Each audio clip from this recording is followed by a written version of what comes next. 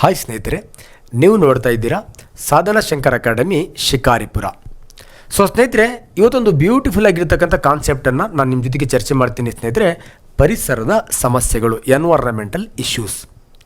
ನೋಡಿ, ಇದು PC ಎಕ್ಸಾಮಿಂದ DC ಎಕ್ಸಾಮ್ವರೆಗೂ ಕೂಡ 1, 2, 3 ಪ್ರಶ್ನೆಗಳು ಬಂದೇ ಬರುತ್ತೆ. ನೀವು ಯಾವ ಕ್ವಶನ್ ಪೇಪರ್ ಮಾಡಿ ಎನ್ವೈರನ್ಮೆಂಟಲ್ ಇಶ್ಯೂಸ್, ಪರಿಸರದ ಸಮಸ್ಯೆಗಳ ಬಗ್ಗೆ ಒಂದು ಪ್ರಶ್ನೆ ಇರುತ್ತೆ. ಆ್ಯಕ್ಚುಲಿ ಶಂಕರ್ ಸರ್ ಅದಕ್ಕೆ ಡಿಫೈನ್ ಮಾಡ್ತಾರೆ, ಅದು ಪರಿಸರದ ಸಮಸ್ಯೆ ಅಲ್ಲ, ಮನುಕುಲದ ಜೀವಿಗಳ ಅಳಿವು ಉಳಿವಿನ ಸಮಸ್ಯೆ. ಇದು ಪರಿಸರದ ಸಮಸ್ಯೆ. ನೋಡಿ ಸ್ನೇಹಿತರೆ, ವಿಶ್ವ ಅಂದರೆ ತಮ್ಮೆಲ್ಲರಿಗೂ ಗೊತ್ತಿದೆ. ವಿಶ್ವ ಅನ್ನೋದು ಇನ್ಫಿನಿಟಿ, ಅನಂತ ಅಂತ ಕರಿತೀವಿ ನಾವು, ಅಂದರೆ ಎಂಡ್ಲೆಸ್ ಅಂತ. ಆ ವಿಶ್ವದಲ್ಲಿ ಒಂಥರ ಕಲರ್ ಆಗಿರ್ತಕ್ಕಂಥ ಗ್ಯಾಲಕ್ಸಿಯಲ್ಲಿ ಒಂದು ಸಿಸ್ಟಮ್ ಇದೆ. That system is colour system, solar system ಅಂತ ಕರಿತೀವಿ, ಸೌರ ವ್ಯವಸ್ಥೆ.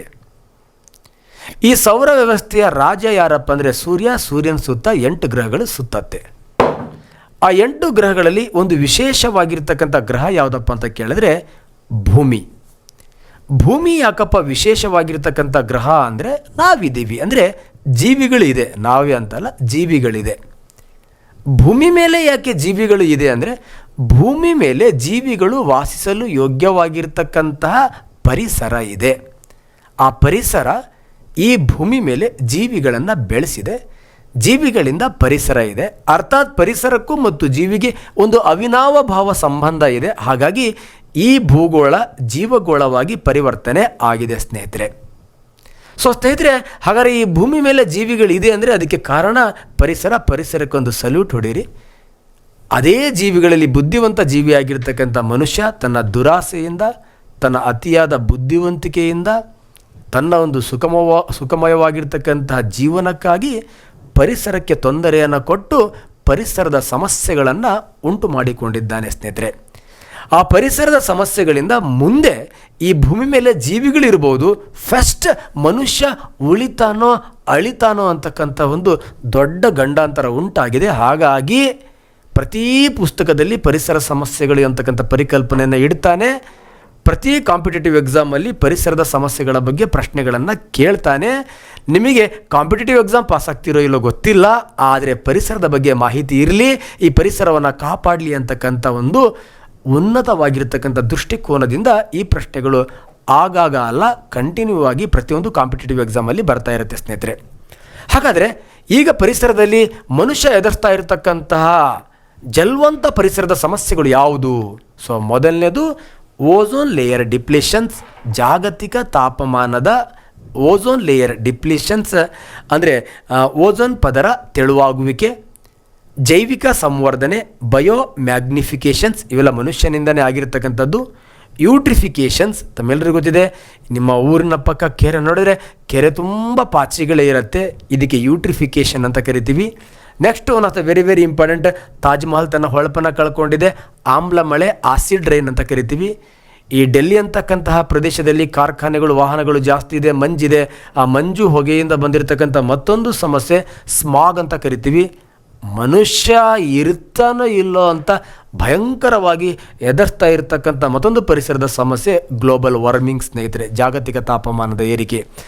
ಆ ಜಾಗತಿಕ ತಾಪಮಾನದ ಏರಿಕೆಯಿಂದ ತಮ್ಮೆಲ್ಲರಿಗೂ ಗೊತ್ತಿದೆ, ಅತಿವೃಷ್ಟಿ ಆಗ್ತಾ ಇದೆ, ಅನಾವೃಷ್ಟಿ ಆಗ್ತಾ ಇದೆ, ಮರುಭೂಮೀಕರಣ ಆಗ್ತಾ ಇದೆ, ಋತುಗಳು ಬದಲಾವಣೆ ಆಗ್ತಾ ಇದೆ, ಪ್ರವಾಹಗಳಾಗ್ತಾ ಇದೆ, ಸಮುದ್ರದ ಮಟ್ಟ ಏರ್ತಾ ಇದೆ, ನೆಕ್ಸ್ಟ್ ಐಸ್ ಬರ್ಗ್ಗಳು ಕರಗ್ತಾ ಇದೆ.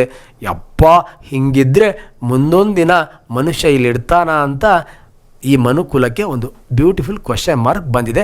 ಈ ಪರಿಸರದ ಸಮಸ್ಯೆಗಳನ್ನು ಒಂದೊಂದೇ ಚರ್ಚೆ ಮಾಡ್ತಾ ಬರೋಣ ಸ್ನೇಹಿತರೆ. ಕಾಂಪಿಟೇಟಿವ್ ಎಕ್ಸಾಮ್ ಪರ್ಪಸ್ ಅಂತ ಅಲ್ಲ, ನಮ್ಮ ಜೀವನ ಪರ್ಪಸ್, ನಮ್ಮ ಉಳಿವಿನ ಪರ್ಪಸ್ ಅಂತ ಅಂದ್ಕೊಂಡು ಫಸ್ಟ್ ಪರಿಸರದ ಸಮಸ್ಯೆ ಓಝೋನ್ ಪದರ ತೆಳುವಾಗುವಿಕೆ, ಇದರ ಬಗ್ಗೆ ನಾವು ಚರ್ಚೆ ಮಾಡೋಣ. ಹಾಗಾದರೆ ಓಝೋನ್ ಪದರ ತೆಳುವಾಗುವಿಕೆ, ಎಸ್, ಓಝೋನ್ ಲೇಯರ್ ಡಿಪ್ಲೇಷನ್ಸ್.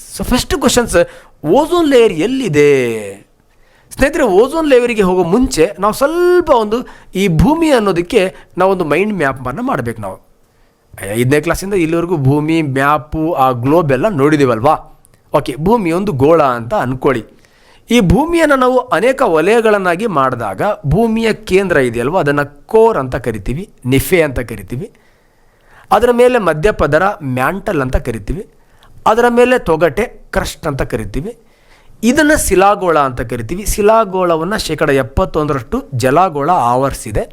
ಈ ಶಿಲಾಗೋಳ ಜಲಾಗೋಳವನ್ನು ವಾಯುಗೋಳ ಆವರಿಸಿದೆ. ಈ 3 ಗೋಳ ಎಲ್ಲಿರುತ್ತೋ ಅಲ್ಲಿ ಒಂದು ಜೀವಿ ಸೃಷ್ಟಿಯಾಗತ್ತೆ. ಅದನ್ನು ನಾವು ಜೀವಗೋಳ ಅಂತ ಕರಿತೀವಿ ಸ್ನೇಹಿತರೆ. ಹಾಗಾದರೆ ನಾವು ಈ ಓಝೋನ್ ಎಲ್ಲಿದೆ ಅನ್ನೋದನ್ನು ಹೇಳಲಿಕ್ಕೆ ಈ ಕಥೆಯನ್ನು ಹೇಳ್ತಾ ಇರೋದು. ಹಾಗಾದ್ರೆ ಓಝೋನ್ ಅಂದ ತಕ್ಷಣವೇ ನಮಗೆ ಶಿಲಾಗೋಳಕ್ಕೆ ಸಂಬಂಧ ಇಲ್ಲ, ಜಲಗೋಳಕ್ಕೆ ಸಂಬಂಧ ಇಲ್ಲ, ವಾಯುಗೋಳಕ್ಕೆ ಸಂಬಂಧ ಇದೆ ಸ್ನೇಹಿತರೆ. ವಾಯುಗೋಳವನ್ನು ಮತ್ತೆ ನಾವು 5 ವಲಯಗಳನ್ನಾಗಿ ಮಾಡ್ತೀವಿ. ಈ ನಮ್ಮ ಭೂಮಿಯ ತೊಗಟೆಯ ಮೇಲೆ ಇರ್ತಕ್ಕಂಥ ವಾಯುಗೋಳದ ವಲಯವನ್ನು ನಾವು ಪರಿವರ್ತನಾ ಮಂಡಲ ಟ್ರೋಪೋಸ್ಪಿಯರ್ ಅಂತ ಕರಿತೀವಿ. ಸೊ ಅದರ ಮೇಲಿರ್ತಕ್ಕಂಥ ಮತ್ತೊಂದು ವಲಯವನ್ನು ನಾವು ಸ್ಟ್ರಾಟೋಸ್ಪಿಯರ್ ಸ್ಥಿರ ಮಂಡಲ ಅಂತ ಕರಿತೀವಿ. ಅದರ ಮೇಲೆ ಇರ್ತಕ್ಕಂಥ ಮತ್ತೊಂದು ವಲಯವನ್ನು ನಾವು ದಟ್ ಈಸ್ ಮಧ್ಯಮಂಡಲ ಅಂತ ಕರಿತೀವಿ. ಅದರ ಮೇಲೆ ಇರ್ತಕ್ಕಂಥ ಮತ್ತೊಂದು ವಲಯವನ್ನು ನಾವು ಥರ್ಮೋಸ್ಪಿಯರ್ ಉಷ್ಣಮಂಡಲ. ಇಲ್ಲಿ ಏನು ಧಾತುಗಳು ಇದೆ ಅವು ಅಯಾನಿಕ್ ಸ್ಟೇಟಿಗೆ ಬರೋದ್ರಿಂದ ಇದನ್ನು ಅಯಾನು ಮಂಡಲ ಅಂತ ಕರಿತೀವಿ. ನೆಕ್ಸ್ಟ್ ಈ ನಮ್ಮ ಏನು ವಾಯುಗೋಳದ ಅತ್ಯಂತ ಹೊರಮಂಡಲ ಇದೆ, ಇದನ್ನು ನಾವು ಬಾಹ್ಯಮಂಡಲ ಎಕ್ಸೋಸ್ಪಿಯರ್ ಅಂತ ಕರಿತೀವಿ. ಈ ಥರ ವಾಯುಗೋಳವನ್ನು 5 ವಲಯಗಳನ್ನಾಗಿ ಮಾಡ್ತೀವಿ ಸ್ನೇಹಿತರೆ.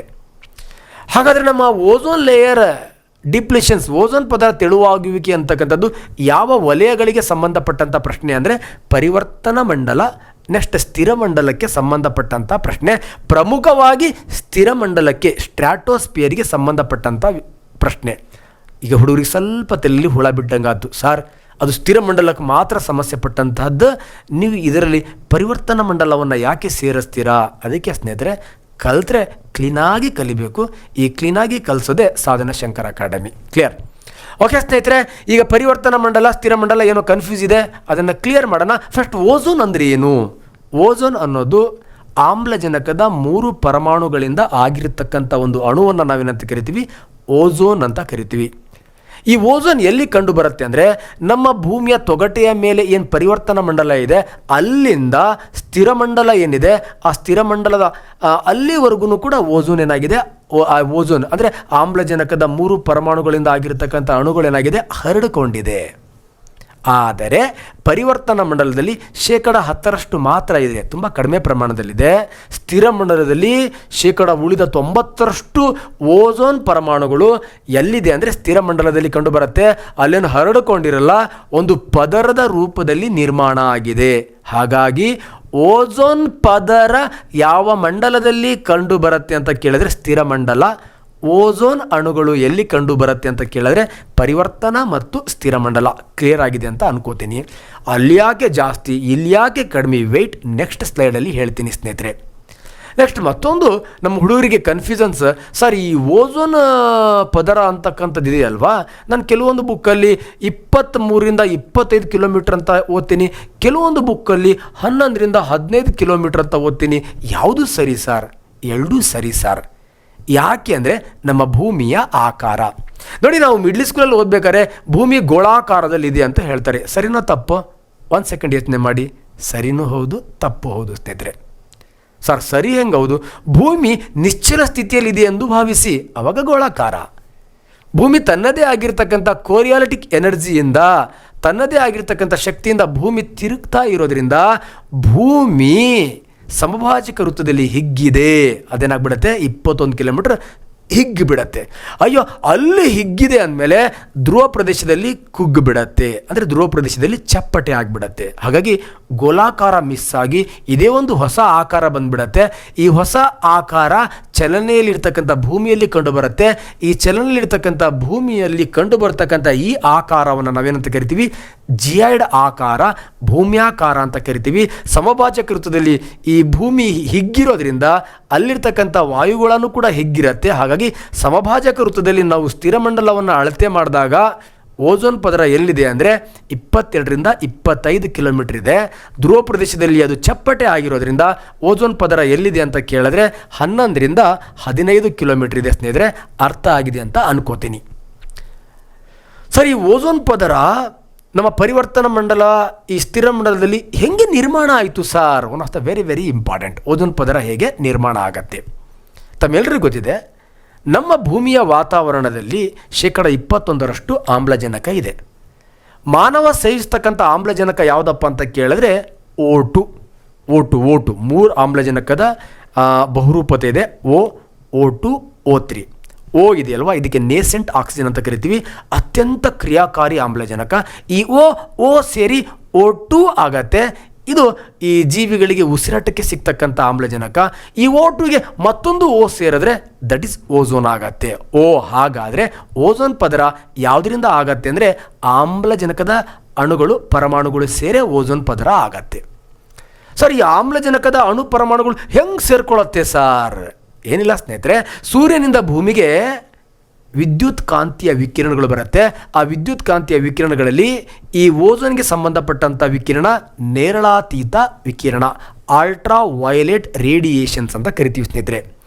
ಈ ಅಲ್ಟ್ರಾ ವೈಲೆಟ್ ರೇಡಿಯೇಷನ್ಸ್ ಇದೆಯಲ್ವಾ, ಇವು ಅಂದರೆ ಈ ವಿದ್ಯುತ್ ಕಾಂತೀಯ ವಿಕಿರಣಗಳ ಜೊತೆಗೆ ಬರ್ತಕ್ಕಂತಹ ಈ ನೇರಳಾತೀತ ಕಿರಣ ಸೂರ್ಯನಿಂದ ಬರಬೇಕಾದ್ರೆ ಅಗಾಧ ಶಕ್ತಿಯನ್ನು ಹೊಂದಿರುತ್ತೆ. ಹಾಗಾಗಿ ಇವು ಅತಿ ಹೆಚ್ಚು ಶಕ್ತಿಯನ್ನು ಹೊಂದಿರತಕ್ಕಂಥ, ಅತಿ ಹೆಚ್ಚು ಆವೃತ್ತಿಯನ್ನು ಹೊಂದಿರತಕ್ಕಂಥ ನೇರಳಾತೀತ ಕಿರಣಗಳಾಗಿರುತ್ತೆ. ಪಾಪ ಸೂರ್ಯನಿಂದ ಬರ್ತಾ ಬರ್ತಾ ಬರ್ತಾ ಬರ್ತಾ ಶಕ್ತಿ ಕಡಿಮೆ ಮಾಡ್ಕೋತಾ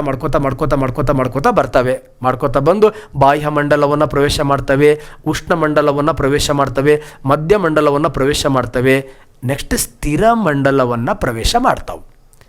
ಅಷ್ಟರಲ್ಲಿ ನಮ್ಮ ವಾತಾವರಣದಲ್ಲಿ ಭೂಮಿಯ ಕೃಷ್ಣ ಮೇಲಿರ್ತಕ್ಕಂಥ ಆಮ್ಲಜನಕ ಏನಾಗ್ತಾ ಇರುತ್ತೆ, ಜೀವಿಗಳು ಸಸ್ಯಗಳ ಮಧ್ಯೆ ಉಸಿರಾಟ ಕ್ರಿಯೆಯಿಂದ ಆ ಕಡೆ ಈ ಕಡೆ ಅದು ಅಲ್ಲಿ ಆಡಿ ಆಡಿ ಆಡಿ ಆಡಿ ಬಿಸಿಯಾಗಿ ಹಗುರಾಗಿ ಮೇಲಕ್ಕೆ ಹೋಗ್ತಾ ಇರುತ್ತೆ.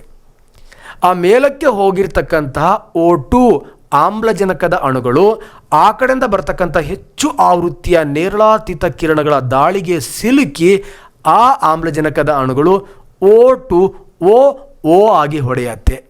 ಆ ಒಂದು ಮತ್ತೊಂದು O2 ಜೊತೆಗೆ ಸೇರಿಕೊಂಡು O3 ಆಗತ್ತೆ. ಈ ಥರ ಅತಿ ಹೆಚ್ಚು ಆವೃತ್ತಿಯ ನೇರಳಾತೀತ ಕಿರಣಗಳ ಸಹಾಯದಿಂದ ಓಝೋನ್ ಪದರ ನಿರ್ಮಾಣ ಎಲ್ಲಿ ಆಗತ್ತೆ ಅಂತ ಕೇಳಿದ್ರೆ ಸ್ಥಿರ ಮಂಡಲದಲ್ಲಿ ಆಗತ್ತೆ. ಸ್ಥಿರ ಮಂಡಲದಿಂದ ಏನು ಬರ್ತಕ್ಕಂತಹ ನೇರಳಾತೀತ ಕಿರಣಗಳಿದೆ ಅವು ಹೆಚ್ಚು ಆವೃತ್ತಿಯ ನೇರಳಾತೀತ ಕಿರಣಗಳಾಗಿರಲ್ಲ. ಯಾಕಂದರೆ ಹೆಚ್ಚು ಆವೃತ್ತಿಯ ಹೆಚ್ಚು ಶಕ್ತಿಯನ್ನು ಹೊಂದಿರತಕ್ಕಂಥ ನೇರಳಾತೀತ ಕಿರಣಗಳನ್ನು ಇದೇ ನೇರಳಾತೀತ ಕಿರಣ ಮಾಡಿರ್ತಕ್ಕಂಥ ಓಝೋನ್ ಪದರ ಏನು ಮಾಡಿಬಿಡತ್ತೆ, ಅಲ್ಲಿ ಅದನ್ನು ಹೀರ್ಕೊಂಡ್ಬಿಡತ್ತೆ. ಕಡಿಮೆ ಆವೃತ್ತಿಯನ್ನು ಹೊಂದಿರತಕ್ಕಂತಹ ನೇರಳಾತೀತ ಕಿರಣಗಳು ಭೂಮಿಗೆ ಬಂದು ಆ ಭೂಮಿಯ ಶಿಲಾಗೋಳಕ್ಕೆ ಬಡಿದು ಅಲ್ಲಿ ಶಕ್ತಿಯನ್ನು ಪಡ್ಕೊಂಡು ಸ್ವಲ್ಪ ಹೆಚ್ಚು ಆವೃತ್ತಿಯ ನೇರಳಾತೀತ ಕಿರಣಗಳಾಗಿ ಪರಿವರ್ತನೆ ಆಗುತ್ತೆ. ಅದರಿಂದ ನಮ್ಮ ಪರಿವರ್ತನಾ ಮಂಡಲದಲ್ಲಿ ಸ್ವಲ್ಪ O2 ಆಮ್ಲಜನಕದ ಅಣುಗಳು ಹೊಡೆದು ಒಂದು 10ರಷ್ಟು ಓಝೋನ್ ಅಣುಗಳು ನಿರ್ಮಾಣ ಆಗತ್ತೆ. ಅರ್ಥ ಆಗಿದೆ ಅಂತ ಅನ್ಕೋತೀನಿ. ಅರ್ಥಾತ್ ಓಝೋನ್ ಪದರವನ್ನು ನಿರ್ಮಾಣ ಮಾಡ್ತಕ್ಕಂತಹ ವಿಕಿರಣಗಳು ಯಾವುದಪ್ಪ ಅಂತ ಕೇಳಿದ್ರೆ ಹೆಚ್ಚು ಶಕ್ತಿಶಾಲಿಯಾಗಿರ್ತಕ್ಕಂತಹ ನೇರಳಾತೀತ ಕಿರಣಗಳಿಂದ ಓಝೋನ್ ಪದರ ನಿರ್ಮಾಣ ಆಗತ್ತೆ. ಹೇಗೆ ನಿರ್ಮಾಣ ಆಗತ್ತೆ ಅಂದರೆ ಆಮ್ಲಜನಕದ ಅಣುಗಳು ಹೊಡೆದು ಆ ಆಮ್ಲಜನಕದ ನೇಸೆಂಟ್ ಆಮ್ಲಜನಕ ಮತ್ತೊಂದು O2 ಜೊತೆಗೆ ಸೇರಿ ಓಝೋನ್ ಪದರ ಏನಾಗತ್ತೆ, ನಿರ್ಮಾಣ ಆಗತ್ತೆ. ಈ ಥರ ಸ್ಥಿರ ಮಂಡಲದಲ್ಲಿ ಓಝೋನ್ ಪದರ ನಿರ್ಮಾಣ ಆಗತ್ತೆ. ಸರ್, ಪದರ ನಿರ್ಮಾಣ ಆದಮೇಲೆ ಅದು ಎಷ್ಟು ದಪ್ಪ ಇದೆ ಅನ್ನೋ ಪ್ರಶ್ನೆ ಬರುತ್ತಲ್ವಾ, ಆ ಪ್ರಶ್ನೆ ಈಗ ನಮಗೆ ಬಂದಿದೆ. ಅದಕ್ಕಿಂತ ಮುಂಚೆ ಯಾರಿಗೆ ಬರುತ್ತೆ ಅಂದರೆ ಡಾಪ್ಸನ್ ಅಂತಕ್ಕಂಥ ಒಬ್ಬ ವಿಜ್ಞಾನಿಗೆ ಬರುತ್ತೆ ಸ್ನೇಹಿತರೆ. ಈ ಡಾಪ್ಸನ್ ಅಂತಕ್ಕಂಥ ವಿಜ್ಞಾನಿ ತನ್ನದೇ ಹೆಸರಿನ ಡಾಪ್ಸನ್ ಓಝೋನ್ ಸ್ಪೆಕ್ಟ್ರೋಮೀಟರ್ ಅಂತಕ್ಕಂಥ ಸಾಧನವನ್ನು ಬಳಸಿ ಮೊಟ್ಟ ಮೊದಲು ಈ ಓಝೋನ್ ಪದರದ ದಪ್ಪವನ್ನು ಅಳತೆ ಮಾಡ್ತಾನೆ. ಹಾಗಾಗಿ ಅವನ ಸವಿನೆನಪಿಗಾಗಿ ಓಝೋನ್ ಪದರವನ್ನು ಈ ಕೆಳಕಂಡ ಅಂದರೆ ಓಝೋನ್ ಪದರದ ದಪ್ಪವನ್ನು ಈ ಕೆಳಕಂಡ ಯಾವ ಏಕಮಾನದಲ್ಲಿ ಅಳಿತೀವಿ ಅಂತ ಕೇಳಿದ್ರೆ ನಾವು ಡಾಪ್ಸನ್ ಏಕಮಾನ ಅಂತ ಕರಿತೀವಿ ಸ್ನೇಹಿತರೆ. ಹಾಗಾದರೆ ಓಝೋನ್ ಅಂದರೆ ಗೊತ್ತಾಯಿತು, ಓಝೋನ್ ಎಲ್ಲಿದೆ ಅಂತ ಗೊತ್ತಾಯಿತು, ಓಝೋನ್ ಯಾವ ಕಿರಣದಿಂದ ನಿರ್ಮಾಣ ಆಯಿತು ಅಂತ ಗೊತ್ತಾಯಿತು. ಒಂದು ಸತಿ ಓಝೋನ್ನ ಬಣ್ಣ ಹೆಂಗಿರತ್ತೆ ನೋಡಿ. ಓಝೋನ್ ಅನಿಲ ಸ್ಥಿತಿಯಲ್ಲಿ ತೆಳು ನೀಲಿ ಬಣ್ಣವನ್ನು ಹೊಂದಿರುತ್ತೆ, ದ್ರವ ಸ್ಥಿತಿಯಲ್ಲಿ ದಟ್ಟ ನೀಲಿ ಬಣ್ಣವನ್ನು ಹೊಂದಿರುತ್ತೆ, ಘನ ಸ್ಥಿತಿಯಲ್ಲಿ ಇದು ಕಪ್ಪು ಬಣ್ಣವನ್ನು ಹೊಂದಿರುತ್ತೆ. ಸರ್, ಈ ಓಝೋನಿಗೆ ಏನಾದರೂ ವಾಸನೆ ಗೀಸನೆ ಇದೆಯಾ? ಎಸ್, ಬ್ಲೀಚಿಂಗ್ ಪೌಡರ್ ವಾಸನೆ ಇರುತ್ತೆ. ಅಂದರೆ ನಮ್ಮ ಕ್ಲೋರಿನ್ ಬ್ಲೀಚಿಂಗ್ ಮಾಡಿದಾಗ ಏನು ವಾಸನೆ ಇರುತ್ತೋ ಆ ವಾಸನೆ ಇರುತ್ತೆ. ಸಾಮಾನ್ಯವಾಗಿ ಈ ಜಿಯೋಗ್ರಫಿಯಲ್ಲಿ ಏನು ಟೀಚ್ ಮಾಡ್ತಾರೆ ಅವರೆಲ್ಲ ಹೇಳ್ತಿರ್ತಾರೆ ಓಝೋನ್ ಪದರ ಯಾವ ವಾಸನೆಯನ್ನು ಹೊಂದಿರುತ್ತೆ ಅಂತ ಕೇಳಿದ್ರೆ ಮೀನಿನ ವಾಸನೆಯನ್ನು ಹೊಂದಿರುತ್ತೆ. ಓಝೋನ್ ಬಣ್ಣ ಗೊತ್ತಾಯಿತು, ವಾಸನೆ ಗೊತ್ತಾಯಿತು, ಅದು ಎಲ್ಲಿದೆ ಅಂತ ಗೊತ್ತಾಯಿತು, ಅದು ಯಾವುದರಿಂದ ನಿರ್ಮಾಣ ಆಯಿತು ಅಂತಲೂ ಕೂಡ ಗೊತ್ತಾಯಿತು. ಹಾಗಾದರೆ ಓಝೋನ್ ಪದರದ ಮಹತ್ವ ಏನು, ಇಂಪಾರ್ಟೆನ್ಸ್ ಏನು ಅಂತ ನೋಡಿ ಸ್ನೇಹಿತರೆ. ನಮ್ಮ ಭೂಮಿ ಮೇಲಿರ್ತಕ್ಕಂಥ ಎಲ್ಲ ಜೀವಿಗಳಿಗೆ ಇದು ಒಂದು ರಕ್ಷಾ ಕವಚವಾಗಿದೆ. ಯಾಕೆ ಅಂತ ಮುಂದೆ ಹೇಳ್ತೀನಿ. ಅಷ್ಟೇ ಅಲ್ಲ, ಚರ್ಮದಹನ, ಕ್ಯಾನ್ಸರ್ ಏನು ತರ್ತಕ್ಕಂಥ UV ಕಿರಣಗಳನ್ನು ತಡೆದು ಜೀವಿಗಳನ್ನು ಏನು ಮಾಡುತ್ತೆ, ಇದು ರಕ್ಷಣೆಯನ್ನು ಮಾಡುತ್ತೆ. ನೋಡಿ, ಆ ನೇರಳಾತೀತ ಕಿರಣಗಳು, ಹಾನಿಕಾರಕ ನೇರಳಾತೀತ ಕಿರಣಗಳು ಬಂದು ನಮ್ಮ ಚರ್ಮನ ಸುಡತ್ತೆ. ಅಷ್ಟೇ ಅಲ್ಲ, ಕ್ಯಾನ್ಸರ್ ರೋಗಕ್ಕೂ ಕೂಡ ಕಾರಣ ಆಗ್ಬೋದು. ಈ ಕಿರಣಗಳನ್ನು ತಡೆದು ನಮ್ಮನ್ನು ಏನು ಮಾಡುತ್ತೆ, ರಕ್ಷಣೆಯನ್ನು ಮಾಡುತ್ತೆ. ಅಷ್ಟೇ ಅಲ್ಲ, ಸಸ್ಯ ಮತ್ತು ಪ್ರಾಣಿಗಳ DNA ಯಾವುದೇ ತೊಂದರೆ ಆಗದಂತೆ ಯಾವುದು ತಡೆಯುತ್ತೆ ಅಂತ ಕೇಳಿದ್ರೆ ಹಾನಿಕಾರಕ ನೇರಳಾತೀತ ಕಿರಣಗಳಿಂದ ಈ ಓಝೋನ್ ಪದರ ತಡೆಯುತ್ತೆ. ಇದು ಓಝೋನ್ ಪದರದ ಮಹತ್ವ. ಸರಿ, ಹಾನಿಕಾರಕ ನೇರಳಾತೀತ ಕಿರಣಗಳಂದ್ರೆ ಏನು? ಏನಿಲ್ಲ, ಈ ನೇರಳಾತೀತ ಕಿರಣಗಳನ್ನು ನಾವು ಮತ್ತೆ 3 ರೀತಿಯಲ್ಲಿ ವರ್ಗೀಕರಣ ಮಾಡ್ಕೊಳ್ತೀವಿ. Ultra violet A radiations, ultra violet B ಕಿರಣಗಳು, ಅಲ್ಟ್ರಾ ವೈಲೆಟ್ ಸಿ ಕಿರಣಗಳು ಅಂತ. ಈ ಅಲ್ಟ್ರಾ ವೈಲೆಟ್ ಎ ಕಿರಣಗಳೇನಿದೆ, ಇದರ ತರಂಗ ದೂರ ಜಾಸ್ತಿ ಇರುತ್ತೆ, ಆವೃತ್ತಿ ಕಡಿಮೆ ಇರುತ್ತೆ, ಶಕ್ತಿನೂ ಕಡಿಮೆ ಇರುತ್ತೆ. ಈ ಶಕ್ತಿ ಆವೃತ್ತಿ ಕಡಿಮೆ ಇರತಕ್ಕಂತಹ ಈ ಅಲ್ಟ್ರಾ ವೈಲೆಟ್ ಎ ಅಂದರೆ ಎ ನೇರಳಾತೀತ ತರಂಗಗಳೇನಿದೆ, ಅವು ಭೂಮಿಗೆ ಬಂದು ನಮ್ಮ ಚರ್ಮದ ಗ್ಲೋವನ್ನು ಜಾಸ್ತಿ ಮಾಡುತ್ತೆ, ವಿಟಮಿನ್ ಡಿಯನ್ನು ಕೊಡುತ್ತೆ, ಮೂಳೆಯನ್ನು ಬಲಿಷ್ಠವನ್ನಾಗಿ ಇಡುತ್ತೆ. ಹಾಗಾಗಿ ಸೂರ್ಯನಿಂದ ಸಿಗುವ ವಿಟಮಿನ್ ಯಾವುದು ಅಂದರೆ ಡಿ ಅಂತ ಕರಿತೀವಿ. ಸೂರ್ಯನ ಯಾವ ಕಿರಣಗಳಿಂದ ಸಿಗುತ್ತೆ ಅಂತ ಕೇಳಿದ್ರೆ ನೇರಳಾತೀತ ಕಿರಣಗಳಿಂದ. ಯಾವ ನೇರಳಾತೀತ ಕಿರಣಗಳಿಂದ ಅಂದರೆ ಕಡಿಮೆ ಆವೃತ್ತಿಯನ್ನು ಹೊಂದಿರತಕ್ಕಂತಹ ಅಲ್ಟ್ರಾ ವೈಲೆಟ್ ಎ ನೇರಳಾತೀತ ಕಿರಣ ಎಗಳಿಂದ ಸಿಗತ್ತೆ. ಈಗ ನೋಡಿ, ತರಂಗ ದೂರ ಕಡಿಮೆ ಆದಾಗ ಆವೃತ್ತಿ ಜಾಸ್ತಿ ಆಗತ್ತೆ. ಹೆಚ್ಚು ಆವೃತ್ತಿಯನ್ನು ಹೊಂದಿರತಕ್ಕಂಥ ನೇರಳಾತೀತ ತರಂಗಗಳು ಯಾವುದಪ್ಪ ಅಂತ ಕೇಳಿದ್ರೆ UVB, UVC. ನೇರಳಾತೀತ ತರಂಗ ಬಿ ಮತ್ತು ನೇರಳಾತೀತ ತರಂಗ ಸಿ ಇದಾವಲ್ವಾ, ಇದು ಹೆಚ್ಚು ಆವೃತ್ತಿಯನ್ನು ಹೊಂದಿರುತ್ತೆ. ಹೆಚ್ಚು ಶಕ್ತಿಶಾಲಿಯಾಗಿರ್ತಕ್ಕಂತಹ ಈ ನೇರಳಾತೀತ ಕಿರಣಗಳು ಜೀವಿಗಳಿಗೆ ಹಾನಿಕಾರಕ. ಈ ಜೀವಿಗಳಿಗೆ ಹಾನಿಕಾರಕ ಆಗಿರತಕ್ಕಂತಹ ನೇರಳಾತೀತ ತರಂಗ ಬಿ, ನೇರಳಾತೀತ ತರಂಗ ಸಿಯನ್ನು ಇವು ಅಂದರೆ ಓಝೋನ್ ಪದರ ಹೀರಿಕೊಂಡು ಜೀವಿಗಳನ್ನು ರಕ್ಷಣೆ ಮಾಡಿ ಜೀವಿಗಳ ರಕ್ಷಾ ಕವಚವಾಗಿದೆ ಸ್ನೇಹಿತರೆ. ಹಾಕಿದ್ದೀವಿ. ಹಾಗೆ ಈಗ ಒಂದು ಸ್ವಲ್ಪ ಡಿಫ್ರೆಂಟಾಗಿ ಥಿಂಕ್ ಮಾಡೋಣ. ಆ ಡಿಫ್ರೆಂಟಾಗಿ ಥಿಂಕಿಂಗ್ ಏನಪ್ಪ ಅಂದರೆ, ಓಝೋನನ್ನು ಫಸ್ಟ್ ಕಂಡುಹಿಡಿದವರು ಯಾರು? ಸ್ಥಿರಗೋಲದಲ್ಲಿರ್ತಕ್ಕಂತಹ ಸ್ಟ್ರಾಟೋಸ್ಪಿಯರ್ಲಿರ್ತಕ್ಕಂತಹ ಓಝೋನನ್ನು ಕಂಡುಹಿಡಿದವರು ಯಾರು ಅಂತ. ಸೊ ಸ್ನೇಹಿತರೆ, 1913ರಲ್ಲಿ ಫ್ರೆಂಚ್ ಭೌತ ವಿಜ್ಞಾನಿಗಳಾಗಿರ್ತಕ್ಕಂತಹ ಚಾರ್ಲ್ಸ್ ಫ್ಯಾಬ್ರಿ ಮತ್ತು ಹೆನ್ರಿ ಬ್ರುಷನ್ ಅಂತಕ್ಕಂತಹ ಈ 2 ವಿಜ್ಞಾನಿಗಳು ಪ್ರಾರಂಭದಲ್ಲಿ ಈ ಸ್ಟ್ರಾಟೋಸ್ಪಿಯರಲ್ಲಿ, ಈ ಸ್ಥಿರಮಂಡಲದಲ್ಲಿ ಓಝೋನ್ ಇದೆ ಅನ್ನೋದನ್ನು ಪತ್ತೆ ಹಚ್ತಾರೆ ಸ್ನೇಹಿತರೆ. ಹಾಗಾದರೆ ಓಝೋನ್ ಪದರ ಏನಾದರೂ ಪತ್ತೆ ಆಯಿತು. ಈಗ ಓಝೋನ್ ಪದರದಲ್ಲಿ ರಂಧ್ರ ಇದೆ ಅಂತ ಯಾರು ಹೇಳ್ತಾರೆ? 1982ರಲ್ಲಿ ಅಂಟಾರ್ಟಿಕ್ ಸಮೀಕ್ಷೆಯ ಬ್ರಿಟಿಷ್ ವಿಜ್ಞಾನಿ ಡಾಕ್ಟರ್ ಜಿ ಫೋರ್ಮನ್. ನೋಡಿ, 1982ರಲ್ಲಿ ಅಂಟಾರ್ಟಿಕ್ ಸಮೀಕ್ಷೆಯನ್ನು ಮಾಡ್ತಾ ಇರತಕ್ಕಂಥ ಒಬ್ಬ ಬ್ರಿಟಿಷ್ ವಿಜ್ಞಾನಿ ಡಾಕ್ಟರ್ ಫೋರ್ಮನ್, ಇವರು ನಮ್ಮ ಭೂಮಿಯ ದಕ್ಷಿಣ ಧ್ರುವದಲ್ಲಿ ಮೊಟ್ಟ ಮೊದಲು ಈ ಓಝೋನ್ ರಂಧ್ರವನ್ನು ಪತ್ತೆ ಹಚ್ತಾರೆ ಸ್ನೇಹಿತರೆ. ಯಾವಾಗ ಓಝೋನಲ್ಲಿ ರಂಧ್ರ ಆಗಿದೆ ಅಂತ ಗೊತ್ತಾಗತ್ತೋ ಆ ಸಂದರ್ಭದಲ್ಲಿ 1987ರಲ್ಲಿ ಅಮೆರಿಕದ ನಾಸಾ ಏನು ಮಾಡುತ್ತೆ, ಏನಕ್ಕೆ ರಂಧ್ರ ಆಯಿತು ಅಂತ ಹೇಳಿ ಅದಕ್ಕೆ ಸಂಬಂಧಪಟ್ಟಂಥ ಸಮೀಕ್ಷೆಯನ್ನು ಮಾಡುತ್ತೆ. ಆ ಸಮೀಕ್ಷೆಯನ್ನು ಮಾಡಿದಾಗ ಅವಾಗ ಮಾಹಿತಿ ಸಿಗತ್ತೆ, ಓ ನಾವು CFC ಅಂತಹ ವಸ್ತುವನ್ನು ಹೊರಗಡೆ ಹಾಕ್ತಾ ಇದ್ದೀವಿ, ಆ CFC ಅಂತಕ್ಕಂತಹ ವಸ್ತುವಿನಿಂದ ಓಝೋನ್ ರಂಧ್ರ ಆಗಿದೆ ಅಂತ ಮಾಹಿತಿ ಸಿಗತ್ತೆ ಸ್ನೇಹಿತರೆ. ಹಾಗಾದರೆ ನಮಗೆ ಓಝೋನ್ ಕಂಡುಹಿಡಿದಿದ್ದಾಯಿತು, ಓಝೋನ್ ರಂಧ್ರವನ್ನು ಕಂಡುಹಿಡಿದಿದ್ದಾಯಿತು, ಓಝೋನ್ ರಂಧ್ರಕ್ಕೆ ಕಾರಣವಾಗಿರತಕ್ಕಂತಹ ರಾಸಾಯನಿಕಗಳು ನಮಗೆ ಗೊತ್ತಾಗಿದ್ದಾಯಿತು. ಇದ್ರ ಮೇಲೂ ಕೂಡ ಕಾಂಪಿಟೇಟಿವ್ ಎಕ್ಸಾಮಲ್ಲಿ ಪ್ರಶ್ನೆ ಬರ್ಬೋದು ಸ್ನೇಹಿತರೆ. ಹಾಗಾದರೆ ಈ ರಂಧ್ರ ಮತ್ತೆ ಜಾಸ್ತಿ ಆಗ್ತಿದೆಯಾ ಅಥವಾ ಕಡಿಮೆ ಆಗ್ತಾ ಇದೆಯಾ, ಏನು ಈ ರಂಧ್ರ ಹಾಗೇ ಇದೆಯಾ? ಸೊ ಇದನ್ನು ಮಾನಿಟರಿಂಗ್ ಮಾಡಲಿಕ್ಕೆ ಒಂದು ಸ್ಯಾಟಲೈಟ್ಸ್ ಬೇಕಲ್ವಾ. 1970ರ ಈಚೆಗೆ ನಮ್ಮ ನಾಸಾ ಏನು ಮಾಡುತ್ತೆ ಅಂದರೆ ನಿಂಬಸ್ ಅಂತಕ್ಕಂತಹ ಉಪಗ್ರಹದ ಸರಣಿಗಳನ್ನು ಹಾರಿಸುತ್ತೆ.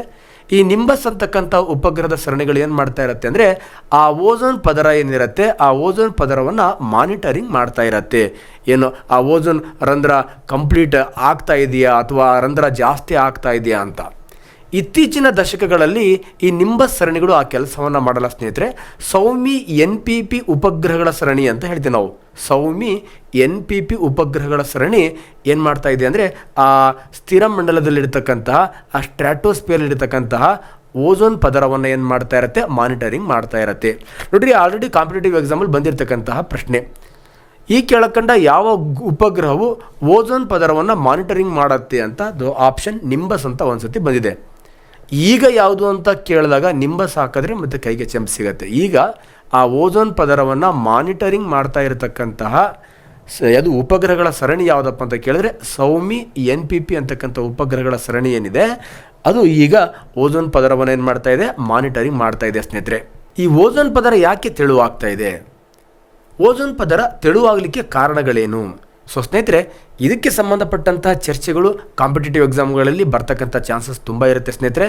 ನೋಡಿ, ಈ ಮಾನವನ ದುರಾಸೆಯಿಂದ, ಮಾನವನ ಸುಖವಾಗಿರ್ತಕ್ಕಂತಹ ಜೀವನ ಶೈಲಿಯಿಂದ ಅವನು ಬಳಸ್ತಾ ಇರತಕ್ಕಂಥ ರೆಫ್ರಿಜರೇಟರ್ಗಳಿರ್ಬೋದು, ಅವನು ಬಳಸ್ತಕ್ಕಂತಹ AC ಇವು ಏನನ್ನು ಹೊರಗಡೆ ಹಾಕತ್ತೆ ಅಂದರೆ CFC ಮತ್ತು SCFCಗಳನ್ನು ಹೊರಗಡೆ ಹಾಕತ್ತೆ ಸ್ನೇಹಿತರೆ.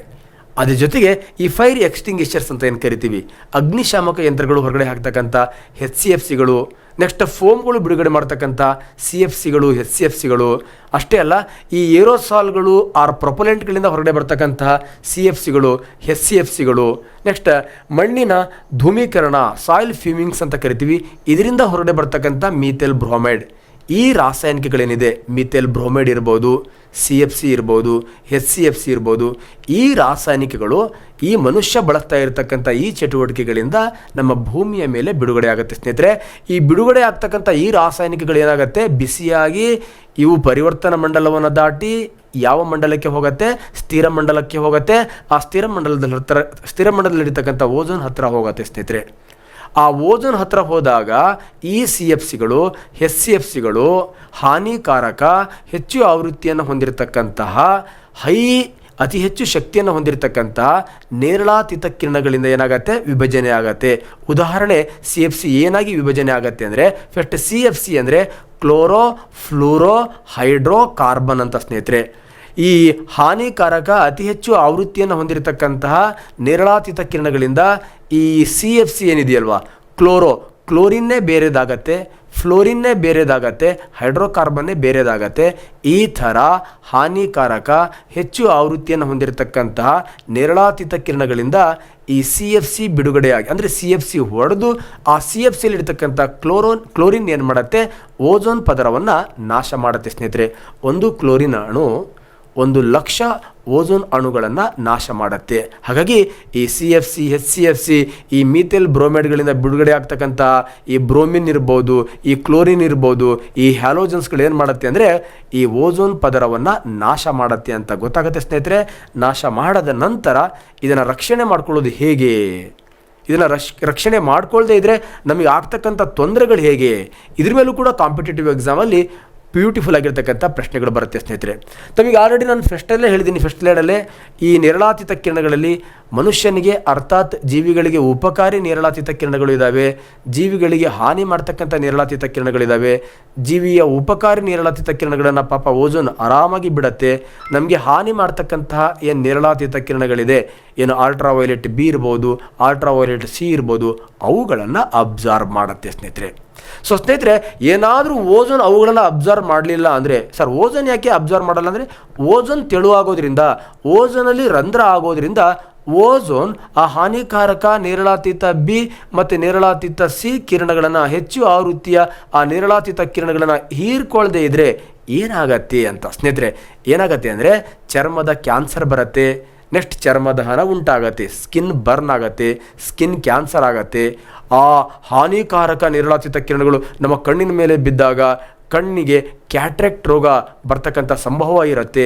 ಅಷ್ಟೇ ಅಲ್ಲ ಸ್ನೇಹಿತರೆ, ಒಂದು ಜೀವಿಯ DNA ಬದಲಾವಣೆ ಮಾಡ್ತಕ್ಕಂತಹ ಕೆಪಾಸಿಟಿ ಯಾವುದಕ್ಕೆ ಇರುತ್ತೆ ಅಂದರೆ ಆ ಹೆಚ್ಚು ಆವೃತ್ತಿಯನ್ನು ಹೊಂದಿರತಕ್ಕಂತಹ ನೇರಳಾತೀತ ಕಿರಣಗಳಿಗೆ ಇರುತ್ತೆ. ನೋಡಿ, ಈ DNA ತತ್ಕ್ಷಣವಾಗಿರ್ತಕ್ಕಂಥ ಬದಲಾವಣೆಯನ್ನು ಮಾಡಿ ಅದರ ಗುಣಗಳನ್ನೇ ಚೇಂಜ್ ಮಾಡಿ ಉತ್ಪರಿವರ್ತನೆ ಅಂದರೆ ಮ್ಯೂಟೇಷನ್ ಮಾಡ್ತಕ್ಕಂತಹ ಸಂಭವ ಇರುತ್ತೆ. ನೆಕ್ಸ್ಟ್ ಈ ಹೆಚ್ಚು ಆವೃತ್ತಿಯನ್ನು ಹೊಂದಿರತಕ್ಕಂತಹ ಈ ನೇರಳಾತೀತ ಕಿರಣಗಳು ಜೀವಿಗಳ ರೋಗ ನಿರೋಧಕ ಶಕ್ತಿಯನ್ನು ಕುಂದಿಸುತ್ತೆ. ಅಷ್ಟೇ ಅಲ್ಲ, ನಮಗೇನು ಆಮ್ಲಜನಕವನ್ನು ಕೊಡ್ತಾ ಇರತಕ್ಕಂಥ ಸಸ್ಯಗಳೇನಿದೆ ಆ ಸಸ್ಯಗಳು ದ್ಯುತಿ ಸಂಶ್ಲೇಷಣೆ ಕ್ರಿಯೆಯನ್ನು ನಡೆಸಿ ನಮಗೆ ಆಮ್ಲಜನಕವನ್ನು ಕೊಡುತ್ತೆ. ಸಸ್ಯಗಳ ದ್ಯುತಿ ಸಂಶ್ಲೇಷಣೆ ಕ್ರಿಯೆಯ ವೇಗವನ್ನು ಏನು ಮಾಡಿಬಿಡತ್ತೆ, ಕಡಿಮೆ ಮಾಡುತ್ತೆ. ಅಷ್ಟೇ ಅಲ್ಲ, ರಾಸಾಯನಿಕ ವಸ್ತುಗಳ ಗುಣಲಕ್ಷಣಗಳನ್ನು ಕೂಡ ಬದಲಾವಣೆ ಮಾಡಿಬಿಡತ್ತೆ. ರಾಸಾಯನಿಕ ವಸ್ತುಗಳ ಗುಣಲಕ್ಷಣಗಳು ಬದಲಾವಣೆ ಆಗಬಾರ್ದು, ಸಸ್ಯಗಳು ಒಳ್ಳೆಯ ರೀತಿಯ ದ್ಯುತಿ ಸಂಶ್ಲೇಷಣೆ ಕ್ರಿಯೆಯನ್ನು ನಡೆಸಬೇಕು, ನಮಗೆ ರೋಗ ನಿರೋಧಕ ಶಕ್ತಿ ಕುಂದಬಾರ್ದು, ಉತ್ಪರಿವರ್ತನೆ ಆಗಬಾರ್ದು, DNA ಇಮಿಡಿಯೇಟ್ ಬದಲಾವಣೆ ಆಗಬಾರ್ದು, ಕ್ಯಾಟ್ರಾಕ್ಟ್ ರೋಗಗಳು ಪದೇ ಪದೇ ಬರಬಾರ್ದು, ಸ್ಕಿನ್ ಬರ್ನ್ ಆಗಬಾರ್ದು, ಮುಖ ಫಳಫಳ ಹೊಳಿಬೇಕು ಅಂದರೆ ಈ ಹಾನಿಕಾರಕ ಹೆಚ್ಚು ಆವೃತ್ತಿಯನ್ನು ಹೊಂದಿರತಕ್ಕಂತಹ, ಹೆಚ್ಚು ಶಕ್ತಿಯನ್ನು ಹೊಂದಿರತಕ್ಕಂತಹ ನೇರಳಾತೀತ ಕಿರಣಗಳು ನಮ್ಮ ಭೂಮಿಯ ಮೇಲಿರ್ತಕ್ಕಂಥ ಜೀವಿಗಳ ಮೇಲೆ ಬೀಳಬಾರ್ದು ಸ್ನೇಹಿತರೆ. ಇವುಗಳನ್ನು ತಡೆದು ಜೀವಿಗಳಿಗೆ ರಕ್ಷಾ ಕವಚವಾಗಿ ಯಾವುದು ಕೆಲಸ ಮಾಡುತ್ತೆ ಅಂತ ಕೇಳಿದ್ರೆ ನಮ್ಮ ಈ ಬ್ಯೂಟಿಫುಲ್ ಓಝೋನ್ ಪದರ ಕೆಲಸ ಮಾಡುತ್ತೆ. ಆ ಪದರ ಏನಾದರೂ ಹಾಳಾದರೆ, ಅಲ್ಲೇನಾದರೂ ರಂಧ್ರ ಆದರೆ ಇವೆಲ್ಲ ಸಮಸ್ಯೆಗಳು ಉಂಟಾಗತ್ತೆ ಸ್ನೇಹಿತರೆ. ಹಾಗಾದರೆ ಈ ಓಝೋನ್ ಪದರ ರಂಧ್ರ ಆಗಿದೆ ಅಂತ ಗೊತ್ತಾಗಿದೆ. ಈ ಓಝೋನ್ ಪದರದ ಮಹತ್ವನೂ ಕೂಡ ಗೊತ್ತಾಗಿದೆ. ಈ ಓಝೋನ್ ಪದರ ತೆಳುವಾದರೆ ನಮಗೆ ಏನೆಲ್ಲ ಸಮಸ್ಯೆಗಳು ಬರುತ್ತೆ ಅಂತಲೂ ಕೂಡ ಗೊತ್ತಾಗಿದೆ. ಹಾಗಾದರೆ ಈ ಓಝೋನ್ ಪದರವನ್ನು ತಡಿಲಿಕ್ಕೆ ಅಥವಾ ಈ ಓಝೋನ್ ಪದರ ರಂಧ್ರ ಆಗೋದನ್ನು ತಡಿಲಿಕ್ಕೆ ನಾವು ಏನಾದರೂ ಅಂದರೆ ಇಡೀ ಜಗತ್ತಲ್ಲಿರ್ತಕ್ಕಂಥ ಎಲ್ಲ ರಾಷ್ಟ್ರಗಳು ಏನಾದರೂ ಪ್ರಾಜೆಕ್ಟ್ಗಳನ್ನು ಮಾಡಿದಾರಾ, ಏನಾದರೂ ಉಪಕ್ರಮಗಳನ್ನು ಮಾಡಿದಾರ ಅಂತ ಕೇಳಿದ್ರೆ ಅದರ ಮೇಲೂ ಕೂಡ ಕಾಂಪಿಟೇಟಿವ್ ಎಕ್ಸಾಮಲ್ಲಿ ಬರುತ್ತೆ. ಎಸ್ ಸ್ನೇಹಿತರೆ, ಈ ಓಝೋನ್ ಪದರ ತೆಳುವಾಗುವಿಕೆಗೆ ಮೊಟ್ಟ ಮೊದಲ ಸಮಾವೇಶ 1985ರಲ್ಲಿ ಆಸ್ಟ್ರಿಯಾದ ವಿಯೆನ್ನಾದಲ್ಲಿ ನಡೆಯುತ್ತೆ ಸ್ನೇಹಿತರೆ. ಹಾಗಾದರೆ ಓಝೋನ್ ಪದರ ತೆಳುವಾಗಲಿಕ್ಕೆ ಮೊಟ್ಟ ಮೊದಲ ಸಮಾವೇಶ ಯಾವುದಪ್ಪ ಅಂತ ಕೇಳಿದ್ರೆ ದಟ್ ಇಸ್ ವಿಯೆನ್ನಾ ಸಮಾವೇಶ. ಇದು ಓಝೋನ್ ಪದರ ತೆಳುವಾಗುವಿಕೆಯನ್ನು ತಡೆಗಟ್ಟುವ ಮೊಟ್ಟ ಮೊದಲ ಸಮಾವೇಶ ಸ್ನೇಹಿತರೆ. ಸೊ ಜಗತ್ತಿನ ಮೊದಲ ಓಝೋನ್ ಪದರ ತೆಳುವಾಗುವಿಕೆಯನ್ನು ತಡಿತಕ್ಕಂತಹ ಚರ್ಚೆಯನ್ನು ಮಾಡಿರ್ತಕ್ಕಂತಹ ಒಂದು ಸಮಾವೇಶ. ಅಷ್ಟೇ ಅಲ್ಲ, ಈ ಓಝೋನ್ ಪದರವನ್ನು ಕಂಡುಹಿಡಿದು ಓಝೋನ್ ರಂಧ್ರವನ್ನು ಕಂಡುಹಿಡಿದು ಓಝೋನ್ ರಂಧ್ರಕ್ಕೆ ಕಾರಣವಾಗಿರ್ತಕ್ಕಂತಹ CFCಯನ್ನು ಪತ್ತೆ ಹಚ್ಚಿದ ಆ ವಿಜ್ಞಾನಿಗಳ ಬಗ್ಗೆಯೂ ಕೂಡ ಈ ಸಮಾವೇಶದಲ್ಲಿ ಏನಾಗುತ್ತೆ ಸ್ನೇಹಿತರೆ, ಚರ್ಚೆ ಆಗತ್ತೆ. ನೆಕ್ಸ್ಟ್, ಓಝೋನ್ ಪದರ ತೆಳುವಾಗುವಿಕೆಯನ್ನು ತಡಿತಕ್ಕಂತಹ ಒಂದು ಈ ಶಿಷ್ಟಾಚಾರಗಳಲ್ಲಿ ಅತ್ಯಂತ ಯಶಸ್ವಿಯಾಗಿರ್ತಕ್ಕಂಥ ಶಿಷ್ಟಾಚಾರ ಪ್ರೋಟೋಕಾಲ್ ಯಾವುದಪ್ಪ ಅಂತ ಕೇಳಿದ್ರೆ ಮಾಂಟ್ರಿಯಲ್ ಪ್ರೋಟೋಕಾಲ್ ಸ್ನೇಹಿತರೆ. ಸೊ ಸ್ನೇಹಿತರೆ, ಈ ಮಾಂಟ್ರಿಯಲ್ ಪ್ರೋಟೋಕಾಲ್ನಿಂದ 1987ರಲ್ಲಿ ಕೆನಡಾದ ಮಾಂಟ್ರಿಯಲ್ ಅಂತಕ್ಕಂಥ ಒಂದು ಪ್ರದೇಶದಲ್ಲಿ ನಡೀತಕ್ಕಂಥ ಒಂದು ಶಿಷ್ಟಾಚಾರ ಪ್ರೋಟೋಕಾಲ್. ಇದು ನಮ್ಮ ಓಝೋನ್ ಪದರ ತೆಳುವಾಗುವಿಕೆಯನ್ನು ತಡಿತಕ್ಕಂಥ 2ನೇ ಜಾಗತಿಕ ಸಮಾವೇಶ ಸ್ನೇಹಿತರೆ. ಜಗತ್ತಲ್ಲಿರ್ತಕ್ಕಂಥ ಎಲ್ಲ ರಾಷ್ಟ್ರದ ನಾಯಕರುಗಳು ಈ ಸಮಾವೇಶದಲ್ಲಿ ಭಾಗವಹಿಸ್ತಾರೆ ಸ್ನೇಹಿತರೆ. ಈ ಸಮಾವೇಶ ನಡೆದಿರ್ತಕ್ಕಂಥ ದಿನ ಸೆಪ್ಟೆಂಬರ್ 16 ಆಗಿರುತ್ತೆ. ಸೆಪ್ಟೆಂಬರ್ 16ಕ್ಕೆ ಈ ಸಮಾವೇಶದಲ್ಲಿ ಓಝೋನ್ ಪದರ ತೆಳುವಾಗುವಿಕೆಗೆ ಕಾರಣವಾಗಿರ್ತಕ್ಕಂತಹ CFC ಇರ್ಬೋದು, HCFCಗಳಿರ್ಬೋದು, ಇವುಗಳನ್ನೆಲ್ಲ ನಿಷೇಧ ಮಾಡಬೇಕು ಅಂತ ಹೇಳಿ ಒಂದು ಒಪ್ಪಂದಕ್ಕೆ ಸಹಿ ಹಾಕ್ತಾರೆ, ಹಾಗೆ ನಡ್ಕೊಳ್ತಾರೆ. ಇದು ಯಶಸ್ವಿಯಾಗಿರ್ತಕ್ಕಂಥ ಪ್ರೋಟೋಕಾಲ್ ಆಗಿರೋದ್ರಿಂದ ಅವತ್ತೇನು ಸಹಿ ಹಾಕಿ ಒಪ್ಪಂದಕ್ಕೆ ಸಹಿ ಆಗಿರ್ತಕ್ಕಂಥ ಸೆಪ್ಟೆಂಬರ್ 16 ಇವತ್ತು ಕೂಡ ನಾವು ಓಝೋನ್ ಡೇ ಅಂತ ಆಚರಣೆ ಮಾಡ್ತೀವಿ ಸ್ನೇಹಿತರೆ. ಹಾಗಾದರೆ ಈ ಮಾಂಟ್ರಿಯಲ್ ಪ್ರೋಟೋಕಾಲ್ನಲ್ಲಿ HFCಗಳು, ನೆಕ್ಸ್ಟ್ HCFCಗಳು, ನೆಕ್ಸ್ಟ್ CFCಗಳನ್ನು ಬ್ಯಾನ್ ಮಾಡ್ತಕ್ಕಂಥ ನಿರ್ಧಾರವನ್ನು ಮಾಡ್ತಾರೆ. ಹಾಗೆ ಎಲ್ಲ ರಾಷ್ಟ್ರಗಳು ನಡ್ಕೊಳ್ಳುತ್ತೆ ಸ್ನೇಹಿತರೆ. ಮತ್ತು ಈ ಪ್ರೋಟೋಕಾಲ್ ಯಶಸ್ವಿಯಾಗತ್ತೆ. ಓಝೋನ್ ರಂಧ್ರ ಏನಾಗಿತ್ತು ಆ ರಂಧ್ರ ಮುಚ್ಕೋತಾ ಬರುತ್ತೆ. Ozone problem solve Montreal protocol ಯಶಸ್ವಿ ಆದ ನಂತರ 1989ರಲ್ಲಿ ಫಿನ್ಲ್ಯಾಂಡ್ನ ರಾಜಧಾನಿಯಾಗಿರ್ತಕ್ಕಂಥ ಹೆಲ್ಸಿಂಕಿಯಲ್ಲಿ ಮಾಂಟ್ರಿಯಲ್ ಪ್ರೋಟೋಕಾಲ್ನಲ್ಲಿ ನಾವೇನೇನು ತೀರ್ಮಾನಗಳನ್ನು ಮಾಡಿದ್ವಿ ಆ ತೀರ್ಮಾನಗಳು ಯಶಸ್ವಿ ಆಗಿದೆ. ಅಷ್ಟೇ ಅಲ್ಲ, ಓಝೋನ್ ಪದರ ತೆಳುವಾಗಲಿಕ್ಕೆ ಕಾರಣವಾಗಿರ್ತಕ್ಕಂಥ ಇತರೆ ರಾಸಾಯನಿಕಗಳನ್ನು ಕೂಡ ನಿರ್ಬಂಧ ಮಾಡಬೇಕು ಅಂತಕ್ಕಂಥ ಒಂದು ತೀರ್ಮಾನವನ್ನು ಈ ಹೆಲ್ಸಿಂಕಿ ಸಮಾವೇಶದಲ್ಲಿ ತಗೊಳ್ತಾರೆ ಸ್ನೇಹಿತರೆ. ಇದ್ರ ಜೊತೆಗೆ ಮತ್ತೊಂದು ಇತ್ತೀಚೆಗೆ ನಡೆದಿರ್ತಕ್ಕಂತಹ ಸಮಾವೇಶ, ಇದಕ್ಕೆ ಕಿಗಾಲಿ ತಿದ್ದುಪಡಿ ಅಂತ ಕರಿತೀವಿ ಸ್ನೇಹಿತರೆ. ಈ 2016 ಅಕ್ಟೋಬರ್ 15 ರವಾಂಡದ ರಾಜಧಾನಿ ಕಿಗಾಲಿಯಲ್ಲಿ ನಡೆದಿರ್ತಕ್ಕಂಥ ಒಂದು ತಿದ್ದುಪಡಿ. ಹಾಗೆ ತಿದ್ದುಪಡಿಯಲ್ಲಿ ಏನು ತಿದ್ದುಪಡಿ ಮಾಡ್ತಾರೆ? ಏನಿಲ್ಲ, ಮಾಂಟ್ರಿಯಲ್ ಸಮಾವೇಶದಲ್ಲಿ ತೆಗೆದುಕೊಂಡಂತಹ ತೀರ್ಮಾನ. ಏನಪ್ಪ ಆ ತೀರ್ಮಾನ ಅಂದರೆ ಸಿಂಪಲ್, HFCಗಳನ್ನು ಅಂದರೆ CFCಗಳನ್ನು HCFCಗಳನ್ನು ಬ್ಯಾನ್ ಮಾಡಿ HFCಗಳನ್ನು ಬಳಸಬೇಕು ಅಂತಕ್ಕಂತಹ ತೀರ್ಮಾನವನ್ನು ಮಾಂಟ್ರಿಯಲ್ ಪ್ರೋಟೋಕಾಲ್ಗಳಲ್ಲಿ ತಗೊಂಡಿರ್ತಾರೆ ಸ್ನೇಹಿತರೆ. ನೋಡಿ, CFCಯನ್ನು ಬ್ಯಾನ್ ಮಾಡ್ತಾರೆ, HCFCಯನ್ನು ಬ್ಯಾನ್ ಮಾಡ್ತಾರೆ, HFCಯನ್ನು ಬಳಸಿ ಅಂತ ಹೇಳಿ ಮಾಂಟ್ರಿಯಲ್ ಪ್ರೋಟೋಕಾಲ್ನಲ್ಲಿ ಹೇಳ್ತಾರೆ. ಆದರೆ CFC HCFC ಬ್ಯಾನ್ ಆಗಿಬಿಡತ್ತೆ, HFC ರಿಲೀಸ್ ಆಗತ್ತೆ. HFC ಓಝೋನ್ ಪದರವನ್ನು ನಾಶ ಮಾಡಲ್ಲ, ಆದರೆ ಇದು ಭೂಮಿಯಲ್ಲಿರ್ತಕ್ಕಂಥ ಅವಕೆಂಪು ಕಿರಣಗಳನ್ನು ಹೀರ್ಕೊಂಡು ಭೂಮಿಯ ಬಿಸಿ ಅಂದರೆ ಜಾಗತಿಕ ತಾಪಮಾನಕ್ಕೆ ಕಾರಣವಾಗಿರ್ತಕ್ಕಂಥ ಹಸಿರುಮನೆ ಅನಿಲವಾಗಿ ಪರಿವರ್ತನೆ ಆಗುತ್ತೆ ಸ್ನೇಹಿತರೆ. ಈ ಥರ HFC ಓಝೋನನ್ನು ನಾಶ ಮಾಡದೇ ಇದ್ದರೂ ಕೂಡ ಜಾಗತಿಕ ಪರಿಣಾಮಕ್ಕೆ ಕಾರಣವಾಗೋದ್ರಿಂದ ಈ HFCಯನ್ನು ಕೂಡ ಬ್ಯಾನ್ ಮಾಡಬೇಕು ಅಂತ ಯಾವ ತಿದ್ದುಪಡಿಯಲ್ಲಿ ತೀರ್ಮಾನವನ್ನು ಮಾಡ್ತಾರಂತ ಕೇಳಿದ್ರೆ ಕಿಗಾಲಿ ತಿದ್ದುಪಡಿಯಲ್ಲಿ. ಯಾಕಂದರೆ ಮಾಂಟ್ರಿಯಲ್ ಪ್ರೋಟೋಕಾಲಲ್ಲಿ ನಾವು CFCಗಳನ್ನು HCFCಗಳನ್ನು ಬಳಸುವುದರ ಬದಲಿ HCFC ಅಂದರೆ HFCಯನ್ನು HFCಯನ್ನು ಬಳಸಿ ಅಂತ ನಾವು ಮಾಂಟ್ರಿಯಲ್ ಪ್ರೋಟೋಕಾಲಲ್ಲಿ ತೀರ್ಮಾನವನ್ನು ತಗೊಂಡಿರ್ತೀವಿ. ಅದೇ ರೀತಿ ನಾವು ಬಳಸ್ತಾ ಬರ್ತೀವಿ. ಆದರೆ ಓಝೋನ್ ಪ್ರಾಬ್ಲಮ್ ಸಾಲ್ವ್ ಆಗಿಬಿಡತ್ತೆ. ಆದರೆ ನಮ್ಮ ವಾತಾವರಣದಲ್ಲಿ HCFCಗಳ ಪ್ರಮಾಣ ಜಾಸ್ತಿ ಆಗುತ್ತೆ. HCFC ಓಝೋನನ್ನು ನಾಶ ಮಾಡದೇ ಇದ್ದರೂ ಭೂಮಿಯ ತಾಪಮಾನಕ್ಕೆ ಕಾರಣ ಆಗಿಬಿಡತ್ತೆ. ಹಾಗಾಗಿ ಅಯ್ಯೋ, ಓಝೋನ್ಗಿಂತ ಕೆಟ್ಟ ಪರಿಸರದ ಸಮಸ್ಯೆ ಜಾಗತಿಕ ತಾಪಮಾನ. ಹೌದು, ಹಾಗಾಗಿ ಈ HFCಯನ್ನು ಕೂಡ ಬ್ಯಾನ್ ಮಾಡಬೇಕು ಅಂತ ನಮ್ಮ ಮಾಂಟ್ರಿಯಲ್ ಪ್ರೋಟೋಕಾಲ್ನನ್ನು ಕಿಗಾಲಿಯಲ್ಲಿ ಕೂತ್ಕೊಂಡು ತಿದ್ದುಪಡಿ ಮಾಡಿರೋದನ್ನೇ ನಾವೇನಂತ ಕರಿತೀವಿ ಅಂದರೆ ಕಿಗಾಲಿ ತಿದ್ದುಪಡಿ ಅಂತ ಕರಿತೀವಿ ಸ್ನೇಹಿತರೆ. ಈ ಕಿಗಾಲಿ ತಿದ್ದುಪಡಿಯಲ್ಲಿ 2045 ಒಳಗಡೆ 85% HCFC ಅಂದರೆ HFCಯನ್ನು ಕಂಪ್ಲೀಟ್ ಬ್ಯಾನ್ ಮಾಡಿಬಿಡಬೇಕು. ಅದಕ್ಕೆ ಪರ್ಯಾಯವಾಗಿರ್ತಕ್ಕಂಥ ರಾಸಾಯನಿಕಗಳನ್ನು ಬಳಸಬೇಕು. ಈ HFCಗಳನ್ನು ನಾವು ಬ್ಯಾನ್ ಮಾಡ್ತಾ ಬಂದರೆ ಅಂದರೆ ಈ ನಮ್ಮ ಈ ಅದು ನಮ್ಮ ಓಝೋನ್ ಪದರ ತೆಳುವಾಗುವಿಕೆಗೆ ಕಾರಣವಾಗಿರ್ತಕ್ಕಂತಹ ಈ ರಾಸಾಯನಿಕಗಳನ್ನು ಬ್ಯಾನ್ ಮಾಡ್ತಾ ಏನು ಪ್ರೋಟೋಕಾಲ್ಗಳನ್ನು ಮಾಡ್ತಾ ಬರ್ತಿದ್ದೀವಿ, ಅದರ ಜೊತೆಗೆ HFCಯನ್ನು ನಾವು ಕಡಿಮೆ ಮಾಡ್ತಾ ಬಂದರೆ ಇದು ನಮ್ಮ ಈ ಜಾಗತಿಕ ತಾಪಮಾನ ಏರಿಕೆಗೆ ಕಾರಣವಾಗಿರ್ತಕ್ಕಂಥ ಸಮಸ್ಯೆಯನ್ನು ಕೂಡ ಬಗೆಹರಿಸ್ದಂಗೆ ಆಗತ್ತೆ ಅಂತ ಹೇಳಿ, ಸ್ನೇಹಿತರೆ, ಈ ಜಾಗತಿಕ ತಾಪಮಾನದ ಏರಿಕೆಗೆ ಕಾರಣವಾಗಿರ್ತಕ್ಕಂಥ ಸಮಾವೇಶ ಪ್ಯಾರಿಸಲ್ಲಿ ನಡೆಯುತ್ತೆ. ಅದಕ್ಕೆ ಪ್ಯಾರಲಲ್ ಆಗಿ, ಅದಕ್ಕೆ ಸಮಾಂತರವಾಗಿ ಈ ಕಿಗಾಲು ತಿದ್ದುಪಡಿಯಲ್ಲೂ ಕೂಡ ನಾವು HFCಯನ್ನು ಬ್ಯಾನ್ ಮಾಡ್ತಕ್ಕಂಥ ನಿರ್ಧಾರ ಮಾಡ್ತೀವಿ. ಜಗತ್ತಲ್ಲಿರ್ತಕ್ಕಂಥ ರಾಷ್ಟ್ರಗಳನ್ನು ಮುಂದುವರೆದ ರಾಷ್ಟ್ರಗಳು, ನೆಕ್ಸ್ಟ್ ಮುಂದುವರೆಯುತ್ತಿರುವ ರಾಷ್ಟ್ರಗಳು, ನೆಕ್ಸ್ಟ್ ಹಿಂದುಳಿದ ರಾಷ್ಟ್ರಗಳು ಅಂತ 3 ರೀತಿಯಲ್ಲಿ ವರ್ಗೀಕರಣ ಮಾಡ್ತೀವಿ. 2050 ಒಳಗಡೆ ಕಂಪ್ಲೀಟ್ ಈ ರಾಷ್ಟ್ರಗಳು ಹಂತವಾಗಿ ಈ HFCಯನ್ನು ಬ್ಯಾನ್ ಮಾಡಬೇಕು ಅಂತಕ್ಕಂಥ ತೀರ್ಮಾನವನ್ನು ಕೈಗೊಳ್ತೀವಿ ಸ್ನೇಹಿತರೆ. ಈಗ ಓಝೋನ್ ಪದರ ತೆಳುವಾಗುವಿಕೆ ಅಂತಕ್ಕಂಥ ಒಂದು ಸಮಸ್ಯೆ, ಪರಿಸರದ ಸಮಸ್ಯೆ ಕಂಪ್ಲೀಟ್ ಆಗಿ ನಿರ್ಮೂಲನೆ ಆಗಿದೆ. ಅದರ ಜೊತೆಗೆ ಈಗ ನಮಗೆ ಗಂಡಾಂತರ ಬಂದಿರತಕ್ಕಂತಹ ಸಮಸ್ಯೆಗಳು, ಜೈವಿಕ ಸಂವರ್ಧನೆ. ಅಷ್ಟೇ ಅಲ್ಲ ಸ್ನೇಹಿತರೆ, eutrophications, next one of the very important ನಮಗೆ acid rain, next smog, next global warming. ಈ ಸಮಸ್ಯೆಗಳನ್ನು ಮತ್ತೊಂದು ವಿಡಿಯೋದಲ್ಲಿ ನಾನು ನಿಮ್ಮ ಜೊತೆಗೆ ಚರ್ಚೆ ಮಾಡ್ತೀನಿ ಅಂತ ಹೇಳ್ತಾ, ಸಾಧನಾ ಶಂಕರ್ ಅಕಾಡೆಮಿ ಶಿಕಾರಿಪುರ ಇದನ್ನು ಅತಿ ಹೆಚ್ಚು ಸಬ್ಸ್ಕ್ರಿಪ್ಷನನ್ನು ಮಾಡಿಸಿ ಸ್ನೇಹಿತರೆ. ಮತ್ತು ತಾವು ಬೆಳೆಸಿ ಉಳಿಸಿ ಅಂತ ಹೇಳ್ತಾ, ತಮ್ಮೆಲ್ಲರಿಗೂ ಭಗವಂತ ಒಳ್ಳೇದು ಮಾಡಲಿ. ನಮಸ್ಕಾರ.